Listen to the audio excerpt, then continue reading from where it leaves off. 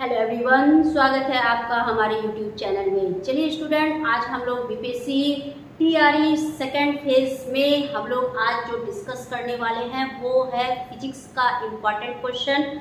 जो भी student science के हैं और जनरल स्टडीज़ की तैयारी करना चाहते हैं तो आज जो है इस फिजिक्स के इस चैप्टर में, यानी कि चैप्टर जो हमारा है ये पहला चैप्टर है और चैप्टर हमारा नाम है प्रकाश के परावर्तन और अपवर्तन, यानी कि रिफ्लेक्शन ऑफ लाइट को हम लोग देखेंगे। ठीक है, तो चलिए आप सभी जो है अगर हमारे चैनल पर अगर नए हैं तो हमारे चैनल को सब्सक्राइब कर लीजिए और बेल आइकन दबा दीजिए। ठीक है, तो चलिए स्टूडेंट, तो सबसे पहली बात हम आपको ये बता दें कि आज ये क्लास 10th का यानी कि एनसीईआरटी के बुक को हम फोकस किए हैं और ये सारे यानी कि साइंस रहे या फिर सोशल स्टडीज़ रहे, उनके सारे एनसीईआरटी का कॉन्सेप्ट हमारे जो है चैनल के माध्यम से दिया जाएगा और इसका जो भी डिस्क्रिप्टिव क्लास होगा, ठीक है, वो सारा का सारा जो है हमारे ऐप फर्स्ट अटेम्प्ट पर क्या है वो अपलोड है। तो जिन भी स्टूडेंट को हमारा वीडियो या लेक्चर सेशन या फिर नोट्स वगैरह की ज़रूरत हो तो आप हमारे जो है इस नंबर पर कांटेक्ट कर सकते हैं। तो हमारा नंबर क्या है, तो 6205786557 पे आप क्या कर सकते हैं, कॉल कर सकते हैं। साथ ही स्टूडेंट हमारा जो ऑफलाइन क्लास है वो DIG चौक पूर्णिया में स्थित है। तो जो स्टूडेंट जो हमारे पूर्णिया के आसपास के क्षेत्रों से बिलोंग करते हैं वो हमारे ऑफलाइन क्लास में भी तैयारी कर सकते हैं। तो हमारे क्लास में अभी सीटेट, UGC नेट और बीपीएससी की जो है तैयारी हो चुकी है। ठीक है, और ये स्टार्ट है हमारा जो बैच है, पहला बैच स्टार्ट है और दूसरा बैच जो है वो क्या होगा, स्टार्ट होने ही वाला है। तो इसलिए अगर आप सभी को हमारे क्लास से, सौम्या एजुकेशन से अगर कोई भी जो है लाभ चाहिए तो आप हमारे स्क्रीन पर दिखे इस नंबर पर कांटेक्ट कर सकते हैं। और जो स्टूडेंट हमारे चैनल पर नए बने हैं वो हमारे चैनल को सब्सक्राइब कर लीजिए और बेल आइकन दबा दीजिए। तो चलिए हम लोग इतनी सारी बातें कर लिए और आज हम लोग एनसीईआरटी के पहले चैप्टर फिजिक्स को देख रहे हैं और फिजिक्स का पहला क्वेश्चन हम लोग अब क्या करेंगे, डिस्कस करना शुरू कर देंगे। थोड़ा सा क्वेश्चन इसमें ज़्यादा होगा लेकिन आप देखेंगे कि इससे आपके जो है 2-3 प्रश्न जरूर रहेंगे। ठीक है, चलिए तो बढ़ते हैं हम लोग क्वेश्चन की ओर। और क्वेश्चन है सबसे पहला कि प्रकाश के किरणों के समूह को क्या कहते हैं। प्रकाश के किरणों के समूह को क्या कहते हैं, तो यहाँ हम प्रकाश के किरणों के समूह को क्या कहेंगे, ऑप्शन पहले पढ़ लेते हैं फिर हम लोग राइट आंसर की ओर क्या करेंगे, बढ़ेंगे। पहला है प्रकाश स्रोत, दूसरा है किरण पुंज, तीसरा है प्रदीप्त और चौथा है प्रकीर्णन, जिसको हम स्कैटरिंग कहते हैं। ठीक है, तो यहाँ पर देखेंगे कि ये है प्रकाश, जैसे कि सन का जो लाइट ऑफ सोर्स होता है वो क्या होता है, सन होता है। तो सन से जो ये किरणें निकलती है, ठीक है, ये किरणें जो होती है वो एक क्या है, यानी कि ग्रुप में जब निकलती है तो इसको हम क्या बोलते हैं, किरण पुंज कहते हैं। इसको हम क्या बोलेंगे, किरण पुंज कहेंगे। तो राइट आंसर क्या हो जाएगा, बी हो जाएगा, यानी कि प्रकाश के किरणों के समूह को किरण पुंज कहते हैं। चलिए आगे बढ़ते हैं। और प्रकाश का जो स्रोत का माध्यम होता है उसको हम प्रकाश स्रोत कहते हैं। ठीक है, चलिए, और दिखने वाली जितने भी प्रकाशचित वस्तुएं होती है वो प्रदीप्त कहलाती है। ठीक है, चलिए आगे बढ़ेंगे अगले क्वेश्चन की ओर। क्वेश्चन नंबर 2 कह रहा है एक उत्तल लेंस की क्षमता 1 डायोप्टर है तो उस लेंस की फोकस क्या होगी। ठीक है, तो देखिए ये आपका सूत्र पे आधारित है। ठीक है, तो हमेशा याद रखिएगा कि फोकस, जो लेंस का जो फोकस होता है वो उसकी क्या होती है, यानी कि उसकी शक्ति पर आधारित होती है और हमेशा ये क्या होती है, इसके फोकस के क्या होती है, विपरीत होती है। ठीक है, तो इसलिए हमें हमारा जो सूत्र हो जाएगा P बराबर क्या होगा, 1/f हो जाएगा। P बराबर क्या हो जाएगा, 1/f। P जहाँ की क्या है, पावर यानी कि शक्ति है और F जो है वो क्या है, फोकस है। F क्या है, फोकस है, ठीक है। तो चलिए अब हमारा जो है पावर कितना है, तो 1 डायोप्टर है। कितना है, 1 डायोप्टर है। तो और इसका हमको फोकस निकालना है, तो 1/f कर दें। इसको हम कुछ नहीं है तो एक क्रॉस मल्टीप्लीकेशन कर देंगे, तो क्या हो जाएगा, f बराबर क्या हो जाएगा, 1, ठीक है। तो 1 है, तो 1 को हम क्या करेंगे, यहाँ फोकस दूरी जो है हम क्या करेंगे, किसमें, तो सेंटीमीटर में लगाएंगे, ठीक है। तो 1 सेंटीमीटर बराबर क्या हो जाएगा, मतलब 1 मीटर बराबर 100 सेंटीमीटर। 1 मीटर बराबर क्या हो जाएगा, 100 सेंटीमीटर। तो राइट आंसर आपका किसमें जाना चाहिए, तो राइट आंसर हमारा हो जाएगा सी नंबर, ठीक है। चलिए आगे बढ़ते हैं अगले क्वेश्चन की ओर। Question number 3। क्वेश्चन नंबर 3 क्या कह रहा है, पढ़ते हैं। क्वेश्चन कह रहा है कि किसी उत्तल लेंस का फोकसांतर 50 सेंटीमीटर है तो उसकी क्षमता क्या होगी। जस्ट उसी के जैसा है जैसा हम लोगों ने दूसरा क्वेश्चन बनाया था, ठीक है। तो चलिए किसी उत्तल लेंस का अगर फोकसांतर क्या है, फोकसांतर हमारा है कितना, 50 सेंटीमीटर। कितना है, 50 सेंटीमीटर। तो उसकी क्षमता क्या होगी, यानी कि P क्या होगा, तो P बराबर क्या हो जाएगा, 1/f हो जाएगा। तो P हमको तो पता नहीं है, तो क्वेश्चन मार्क, और 1 बाय क्या हो जाएगा, 50 हो गया। 1 बाय क्या हो गया, 50 हो गया, ठीक है। तो इसको हम क्या 50 सेंटीमीटर में है, इसको डायोप्टर में करेंगे, तो डायोप्टर में हम करेंगे तो क्या हो जाएगा, तो यहाँ हम 100 से क्या करेंगे, इसको गुना कर देंगे, ठीक है। तो क्या हो जाएगा, 50 गुनी 100 हो जाएगा। 50 गुनी क्या हो जाएगा, 100 हो जाएगा। तो हमारा राइट आंसर क्या हो जाएगा, 2D, क्योंकि ये आवर्धन जो है वो क्या है, पॉजिटिव है, तो इसलिए क्या हो जाएगा, राइट आंसर D हो जाएगा। चलिए अगला question, question number 4। Question number 4 की ओर चलते हैं। कह रहा है क्वेश्चन कि प्रकाश की किरण गमन करती है, सीधी रेखा में गमन करती है कि टेढ़ी रेखा में गमन करती है, कि किसी भी दिशा में गमन करती है, या इनमें से कोई नहीं, ठीक है। तो यहाँ आपका जो है, हमेशा आप जानते हैं कि प्रकाश की किरणें जो है वो सीधी रेखा में हमेशा क्या करेगी, गमन करती है, ठीक है। जैसे सूर्य से किरण के पुंज जब निकलते हैं तो वो डायरेक्ट क्या होते हैं, अर्थ पर क्या होते हैं, विजिबल होते हैं। तो ये सीधी रेखा में क्या करेंगे, गमन करेंगे। तो राइट आंसर क्या हो जाएगा, ए हो जाएगा। चलिए अगला question, question number 5। Question number 5 देखेंगे क्या कह रहा है। कह रहा है उत्तल लेंस की क्षमता होती है, उत्तल लेंस की क्षमता नेगेटिव होती है, यानी ऋणात्मक होती है, या फिर बी है धनात्मक होती है, या फिर धनात्मक और ऋणात्मक दोनों होती है, या इनमें से कोई नहीं। तो याद रखेंगे उत्तल लेंस की जो क्षमता होती है वो हमेशा क्या होती है, तो वो हमेशा धनात्मक होगी। वो क्या होगी, हमेशा धनात्मक होगी, यानी पॉजिटिव होगा। तो राइट आंसर बी हो गया। अगला question, question number 6। Question number 6 कह रहा है कि सोलर कुकर में प्रयोग किया जाता है कौन से दर्पण का, अवतल दर्पण का, कि उत्तल दर्पण का, कि समतल दर्पण का, कि उत्तल और अवतल दोनों दर्पण का, ये आपको बताना। तो सोलर कुकर में हमेशा अवतल दर्पण का क्या किया जाता है, प्रयोग किया जाता है, ठीक है। तो राइट आंसर क्या होगा, A number. Next question, question number 7। Question number 7 कह रहा है कि काल्पनिक प्रतिबिंब होता है, काल्पनिक मतलब होता है उल्टा, ठीक है, वास्तविक होता है सीधा, ठीक है। तो काल्पनिक प्रतिबिंब जो है वो कैसा होगा, सीधा होगा कि उल्टा होगा कि दोनों होगा कि कोई नहीं, बताइए कैसा होगा काल्पनिक प्रतिबिंब, ठीक है। तो हम क्या देंगे, राइट आंसर बी देंगे।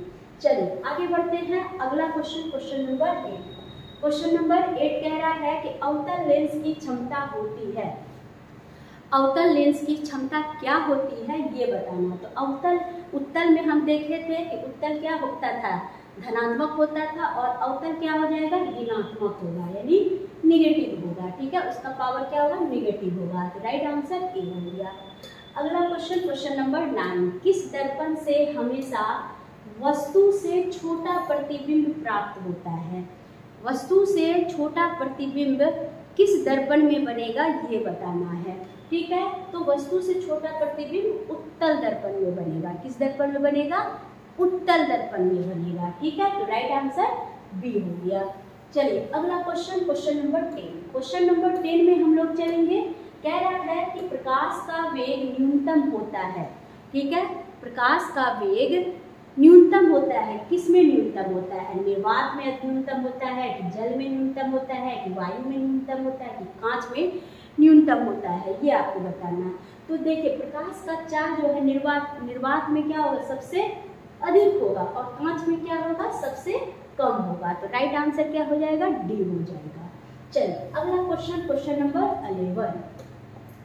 क्वेश्चन नंबर 11 है मोटर गाड़ी के चालक के सामने क्या लगा रहता है, यानी कौन सा दर्पण जो है लगा रहता है गाड़ी चलाने वाले चालक के सामने। तो गाड़ी चलाने वाले चालक के सामने उत्तल दर्पण लगा हुआ होता है। ठीक है, क्या लगा रहता है?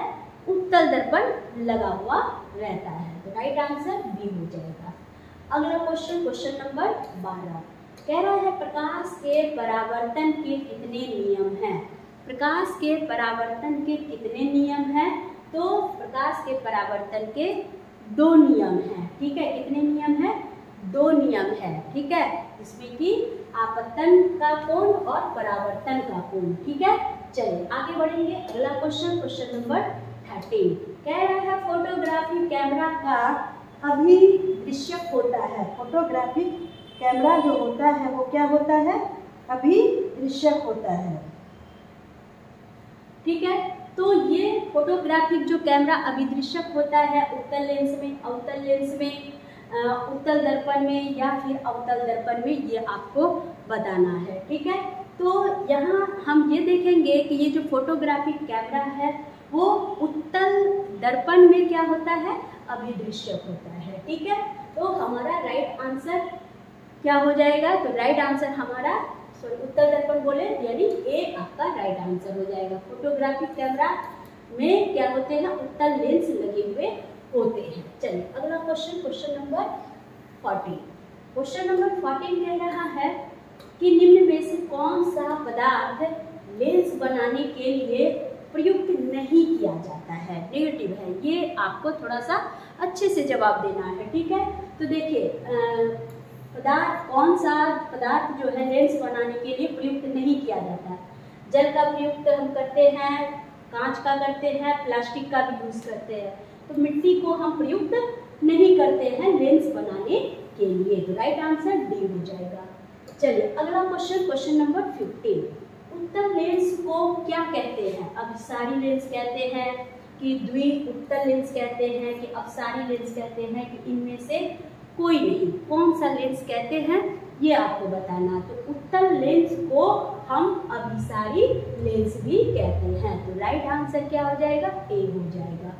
चलिए क्वेश्चन नंबर 16 की ओर चले हम लोग।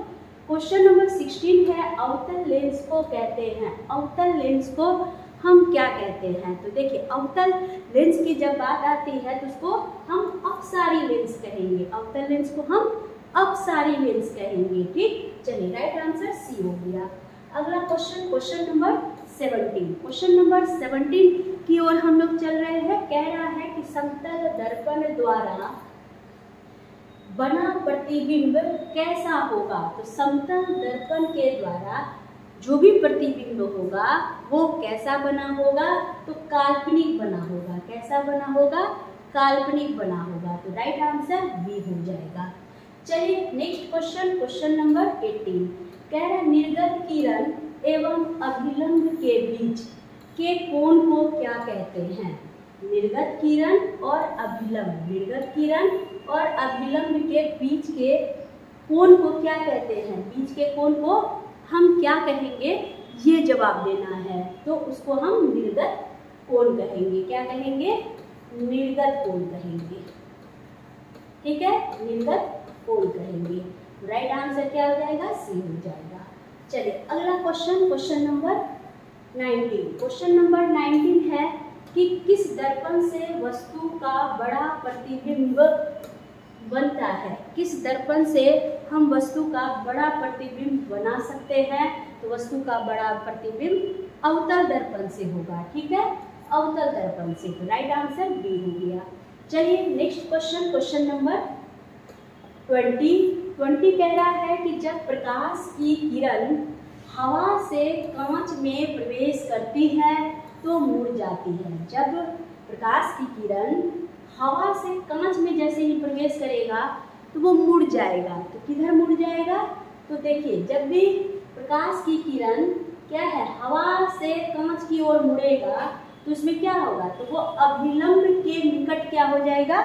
मुड़ जाएगा। अभिलंब जो है वो उसके निकट क्या हो जाएगा? मुड़ जाएगा। तो राइट आंसर बी हो गया। अगले क्वेश्चन की ओर चलेंगे। Question number 21।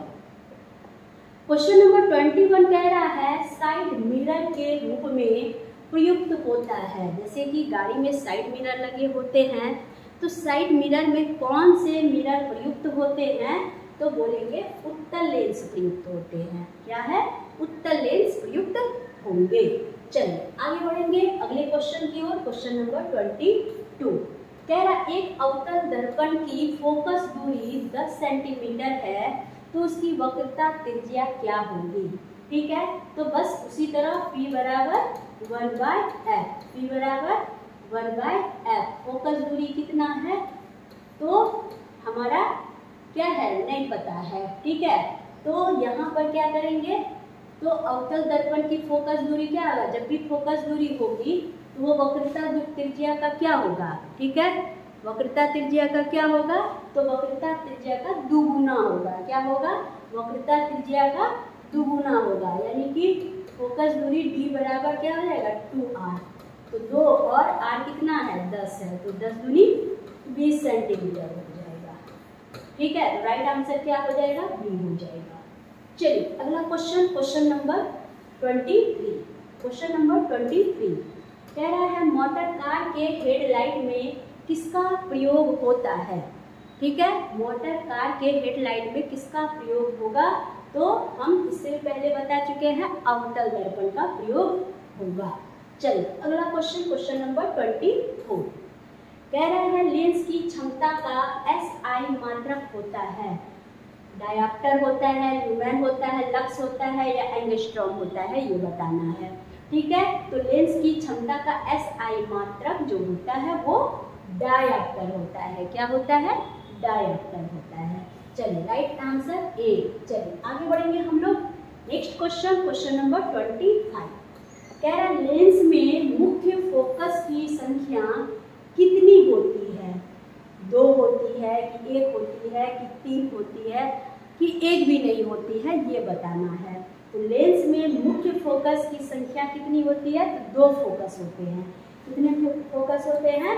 2 फोकस होते हैं। ठीक है, एक आपतन का, एक परावर्तन का।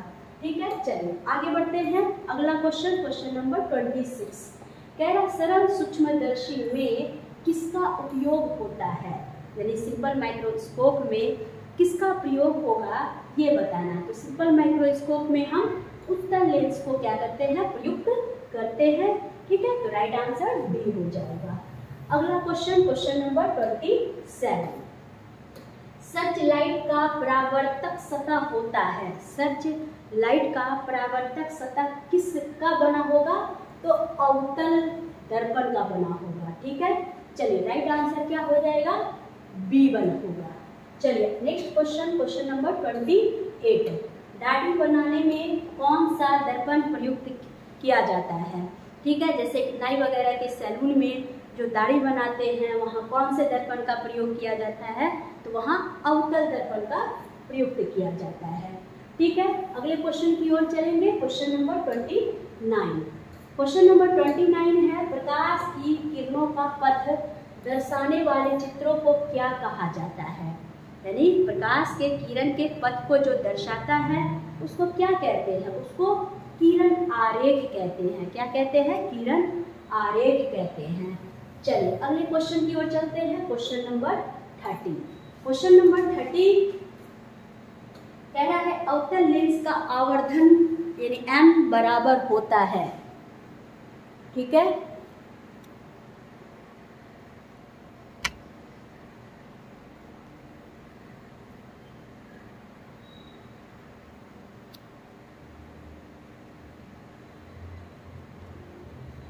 अवतल लेंस का आवर्धन m बराबर होगा किसके आवर्धन के बराबर होगा? तो देखिए इसका जो सूत्र होता है तो अवतल लेंस के आवर्धन यानी m बराबर होगा किसके, तो हम बताएंगे v/u के, ठीक है।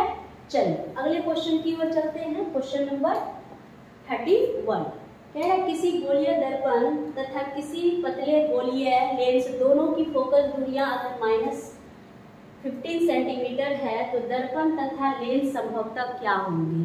देखिए दर्पण और लेंस दोनों क्या होंगे, अगर माइनस में कह रहा है तो अवतल होंगे, ठीक है। क्या होंगे, दोनों अवतल होंगे, यानी ए आपका राइट आंसर हो जाएगा। चलिए अगला क्वेश्चन नंबर 32। क्वेश्चन नंबर 32 कह रहा है कि परावर्तन के नियम से निर्धारित होता है। परावर्तन के नियम से क्या निर्धारित होता है, परावर्तन के नियम से निर्धारित होता है आपतन कोण बराबर क्या होता है, परावर्तन का कोण, ठीक है। यानी ये बिल्कुल सही है, तो राइट आंसर क्या हो जाएगा, ए हो जाएगा, ठीक। चलिए अगला क्वेश्चन नंबर 33 कह रहा है काल्पनिक प्रतिबिंब होता है कैसा, सीधा होता है कि उल्टा होता है कि दोनों होता है कि कोई नहीं होता है। तो काल्पनिक प्रतिबिंब क्या होगा, तो सीधा होगा, ठीक। चलिए राइट आंसर क्या हो जाएगा, ए नंबर हो जाएगा। अगला क्वेश्चन नंबर 34 2D क्षमता वाले दो डायोप्टर क्षमता वाले लेंस का फोकसांतर क्या होगा, ठीक है। तो P बराबर क्या हो जाएगा, 1/f, ठीक है।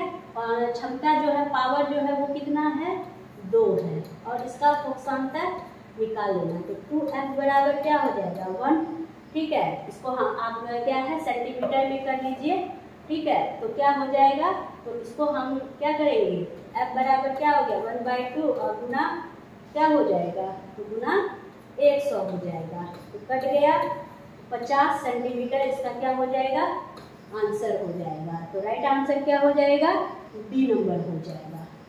चलिए आगे बढ़ते हैं अगले क्वेश्चन की ओर। क्वेश्चन नंबर 35, क्वेश्चन नंबर 35 की ओर चलेंगे। कह रहा है कि गोलीय दर्पण में फोकसांतर और वक्रता त्रिज्या के बीच संबंध है, ठीक है। ये सूत्र है, याद रखिएगा। तो जब भी हम फोकसांतर की बात और वक्रता त्रिज्या के बीच संबंध की बात करते हैं तो हमारा जो सूत्र होता है वो सूत्र क्या होगा, r बराबर 2f, यानी कि वक्रता त्रिज्या जो होता है वो फोकसांतर जो होता है उसका दुगुना होता है, किसका, त्रिज्या का, ठीक है। तो राइट आंसर क्या हो जाएगा, r बराबर 2f इज राइट आंसर। चलिए अगला क्वेश्चन नंबर 36 कह रहा उत्तल लेंस में जब प्रतिबिंब f और 2f के बीच रखा जाता है तो उस बना प्रतिबिंब होता है, ठीक है। यानी कि उत्तल लेंस में जब हम क्या करेंगे कि कोई भी प्रतिबिंब यानी f और 2f के बीच रखा जाएगा तो जो प्रतिबिंब बनेगा वो प्रतिबिंब कैसा होगा, बड़ा होगा और वास्तविक होगा, ठीक है। तो राइट आंसर क्या हो जाएगा, ए हो जाएगा। चलिए अगला क्वेश्चन नंबर 37 प्रकाश के अपवर्तन के कितने नियम हैं, प्रकाश के अपवर्तन के कितने नियम हैं। प्रकाश के अपवर्तन के 2 नियम हैं, इससे पहले भी आपको डिस्कशन कराया है ये क्वेश्चन। चलिए नेक्स्ट क्वेश्चन नंबर 38 है। अवतल लेंस के मुख्य फोकस पर रखे प्रतिबिंब की स्थिति होती है, ठीक है। कैसी होती है ये आपको बताना है। तो देखिए अवतल लेंस के मुख्य फोकस पर रखे प्रतिबिंब की स्थिति जो होगी वो कैसी होगी, तो प्रकाशीय केंद्र होगा और फोकस के बीच होगा, ठीक है। चलिए बी क्या हो जाएगा, राइट आंसर हो जाएगा। अगला क्वेश्चन नंबर 39 कह रहा उत्तल लेंस में बना प्रतिबिंब होता है। उत्तल लेंस में जो प्रतिबिंब बनेगा वो कैसा होगा, वास्तविक होगा और उल्टा होगा, वास्तविक होगा और उल्टा होगा। तो option B is right answer. Next question number 40, ठीक है। और ये लास्ट क्वेश्चन है, 2 वक्रीय पृष्ठों से घिरे ठोस माध्यम को क्या कहते हैं। 2 वक्रीय पृष्ठ से घिरे माध्यम को हम क्या, जैसे 2 वक्रीय पृष्ठ से घिरे माध्यम को हम गोलीय लेंस कहेंगे, क्या कहेंगे, गोलीय लेंस कहेंगे। तो राइट आंसर क्या हो जाएगा, सी हो जाएगा। तो इस तरह से स्टूडेंट आज हम लोगों ने प्रकाश के परावर्तन और अपवर्तन के से जो है बहुत ही महत्वपूर्ण प्रश्न को देखे और 40 प्रश्नों का हम लोगों ने क्या किया, डिस्कशन किया। तो चलिए आप सभी कमेंट में बताइएगा कि आपको आज का इस टॉपिक का सेशन कैसा लगा। तो बिल्कुल आपके अनुसार जो है हम जो है क्या हो सकेंगे, सेटिस्फाइड हो सकेंगे। और स्टूडेंट आप सभी जो है हमारे चैनल पर जो है NCERT के और भी अलग अलग सब्जेक्ट के कॉन्सेप्ट लेने के लिए हमेशा जुड़ा कीजिए, ठीक है, क्योंकि आप सभी का एप्रिसिएशन ही हमारी क्या है, सच्ची कमाई है। ठीक है, तो चलते हैं हम लोग नेक्स्ट डे के लिए मिलते हैं। तब तक के लिए आपसे विदा लेते हैं। आप सभी को बाय बाय।